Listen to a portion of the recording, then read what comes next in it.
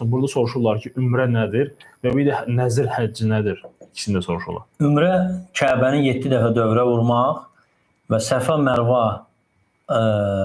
arasında 7 dəfə gedib gəlmək. Səfa Mərva ilə Kəbədən biraz arada kiçik təpələr idi, hansı ki Həcər su axtararkən Səfadan Mərvaya qaçırdı, Mərvadan da Səfaya qaçırdı, su axtarırdı. Yəni ümrə belə deyil, həccin sünnətidir.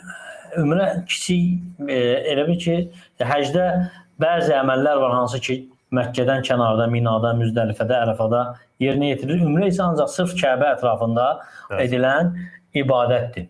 Qaldı ki, nəzir həcci, yəni bir insan hansısa əməlinin düzəlməsi üçün deyir ki, bu işim düzəlsə, ümrə edəcəm, gedəcəm Məkkəyə ziyarətə.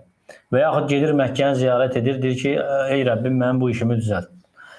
O birinci hansı ki etdiyi, dediyi şərt qoyaraq dedi ki, bu düzəlsin, sonra belə edəcəm, bu paxılların nəzir adlandırıb. Peyğəmbər sallallahu aleyhi və səlləm onu.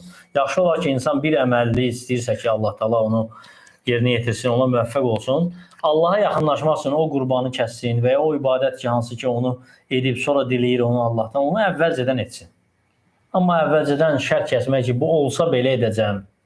Bu, paxılların nəzri bəyənilməyəndir. Lakin deyibsə, yerini yetirməlidir, vəfalı olmalıdır verdiyi sözünə.